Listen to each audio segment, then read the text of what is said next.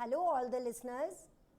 Nationalism in India, about which we are discussing for the last 3 lectures. This is the 4th lecture of the chapter. We are discussing about the non-cooperation movement of India, about Gandhiji's first movement that was launched with great zeal to support the Khilafat movement as well as to demand for Swaraj. We had discussed about the growth of movement in the towns and also that how movement collapsed due to certain weaknesses, because at that time there were Indian institutions, and in the beginning Indians boycotted the British institutions and other goods, but later they began to trickling back to all these things. Today we are going to discuss about what happened in the countryside, what happened in the villages. And here we will talk about Awadh, again your map work, Awadh, Uttar Pradesh. So in Awadh, peasant movement was led by Baba Ramchand. About Baba Ramchand, actually he was a sannyasi, but he was sent to Fiji as an indentured labor by the Britishers. Forcibly he was sent, as indentured labor means labor on contract. He was sent to Fiji to work in plantation, although he was a sannyasi. So obviously he became hostile to the Britishers and he led the peasants. Now what were the grievances of the peasants? This is your 5 marks topic in board examination, and if you get this question, do it very carefully and full marks are obtained in such type of topics. Because first of all you will write down about Baba Ramchand, as I told you. Then you will write down that what were the demands of the peasants. In fact, in the villages, peasants' demands were particularly against the talukdars and the landlords, who were very oppressive. They demanded exorbitantly high rent from the land on which the peasants were forced to work, because most of the peasants were landless. And apart from the exorbitant rent that was charged by them, peasants were asked to perform begar. Again your 1 mark question, begar, working without payment, or you can call it forced labor, and other seizes, other taxes. They were imposed by the landlords and the talukdars on the peasants. So peasants' demands were mainly 3 demands. Number 1, relaxation in revenue, reduction in revenue or relaxation in revenue. Second, abolition of begar. They should not be forced to work without payment. And third, social boycott of the oppressive landlords and talukdars. There should be their social boycott, and social boycott means they should not be allowed to participate in the function, they should not be allowed to participate in the gatherings, etc., so that they realize that they are wrong. Now, what was the other problem with the peasants? That peasants were forced to work on the landlord's farms, and on the landlord farms, the peasants were regularly evicted from one place to another. Regularly evicted. Once a peasant came to know about the soil, about the type of soil, about the method of cropping over there, till then the peasant was shifted to another land. Why? Because talukdars and landlords, they themselves were cheaters, and they thought that if a peasant worked for more days on a land, maybe he would claim the lease land. So this was the reason that they were regularly evicted. Note it down. This is again your question.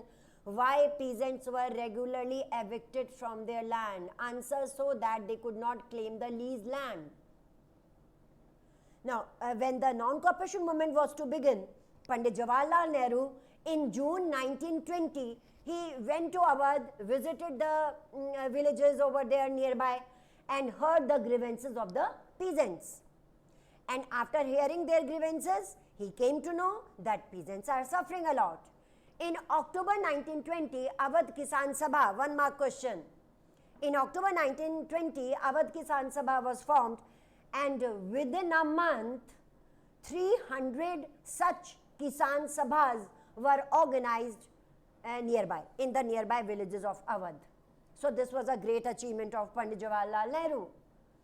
When the non-cooperation movement began, peasants and others in the villages. They participated with great enthusiasm. They accepted Gandhiji's program. They boycotted foreign goods.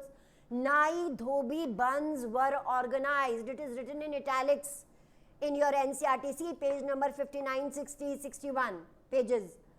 Nai Dhobi Band means barbers and washermen. They were called to the houses of the talukdars and landlords, and they were giving them basic services without money, without payment. So Nai Dhobi Bands means they refused to go to the houses of the landlords and talukdars and deprived them even of the basic services. And Gandhiji's name was chanted, bazaars were looted, grain hoards were looted. Someone told peasants that Gandhi Raj will come, Swaraj will come, and you will be given your lands back. So peasants were very happy. They attacked on the houses of the talukdars and landlords.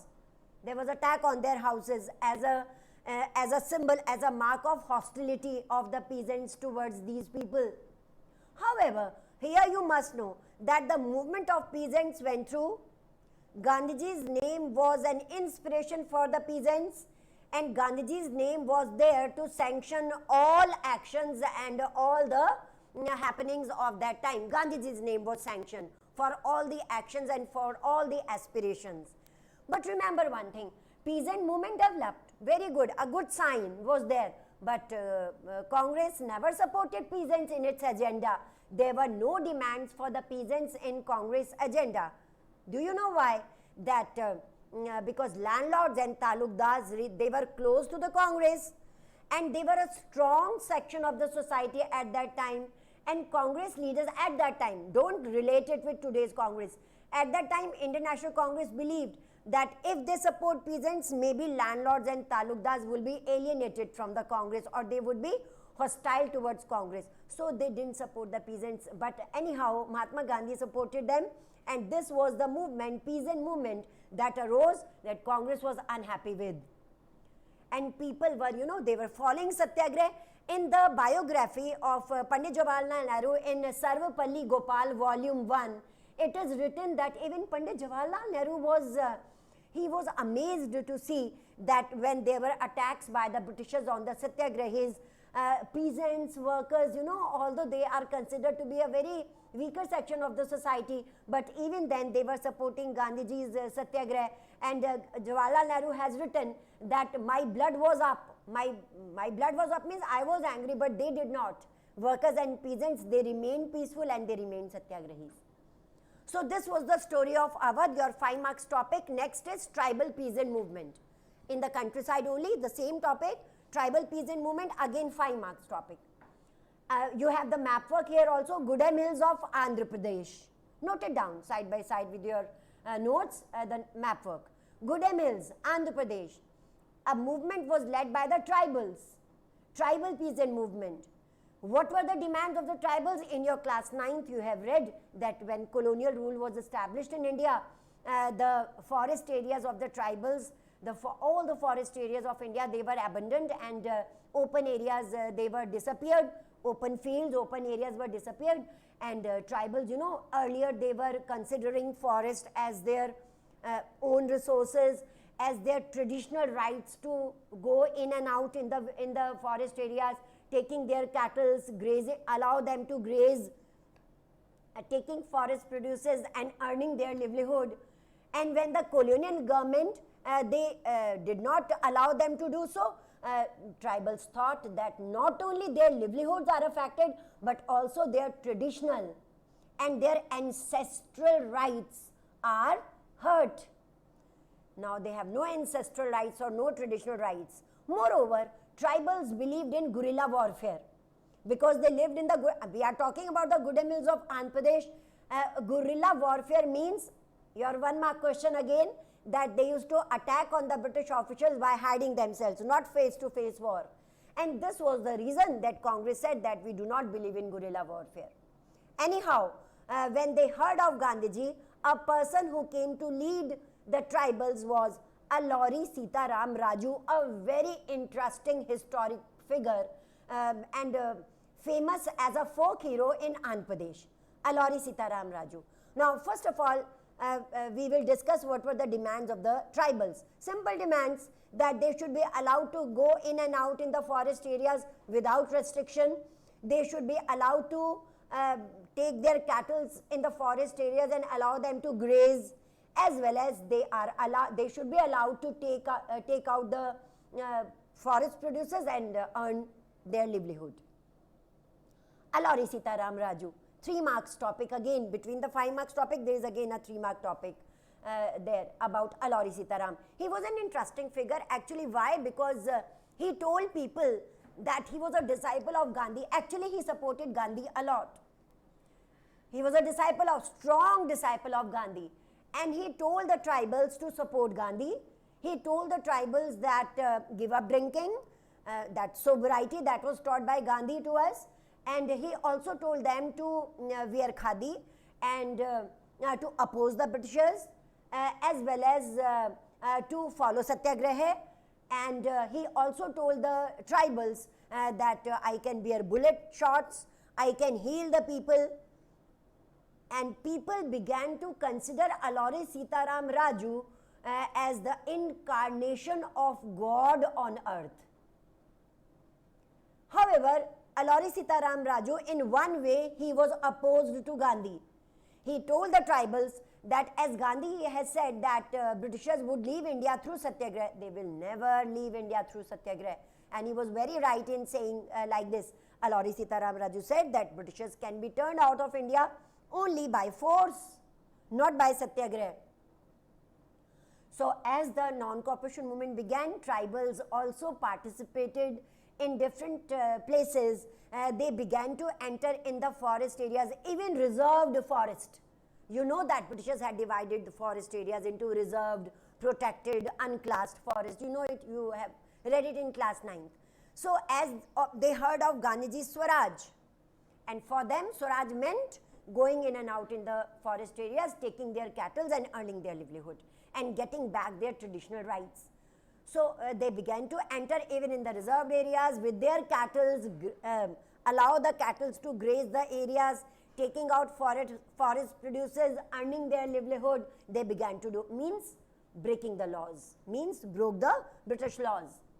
How could Britishers tolerate all this? They could never tolerate all this. During the non-cooperation movement, tribals also attempted to kill certain British officials. They attacked on the British officials. We read it, we feel very good, but at that time, Britishers, they were very angry, and when they came to know about such a person, Alori Sitaram Raju, very miserably he was caught and he was executed finally. However, he became a folk hero of the people of Andhra Pradesh. Even today in the legends of Andhra Pradesh, there are stories about Alori Sitaram Raju. So this was about your tribal peasant movement. Again, your 5 mark topic is complete. Next we come to another topic, another group that participated during the non-cooperation movement with Gandhiji. We have done about the towns, we have done about the countryside, about the villages. We have read 2 topics about Baba Ramchand and Alori Sitaram Raju. Now we will read something about Swaraj in the plantations. There were plantation areas at that time, as today we have plantation agriculture, but the owners are Indians. At that time, the owners were not Indians, they were Britishers. And they employed the Indian people in the plantation areas, because we all know that plantation agriculture can be done only by the skilled workers.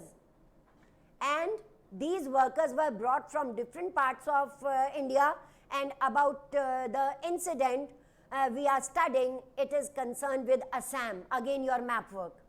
In Assam, there were tea gardens, plantation owners were Britishers, peasants were brought from different parts of the country. If they were not willing to work under the Britishers, their land was taken away by putting any blame on them, and then they were forced to work in the plantation areas. Inland Immigration Act was passed in 1859. Inland Immigration Act. According to this act, no worker was allowed to leave land without permission of the Britishers, and this permission was seldom given to them.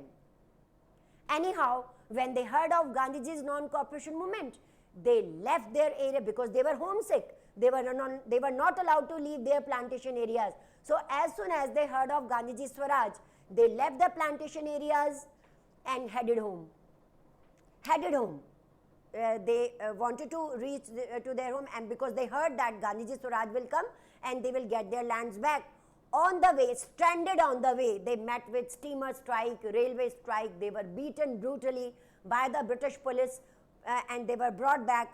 But the name of Gandhi became an inspiration for the workers in the plantation, and they adopted the slogan of Swatantra Bharat.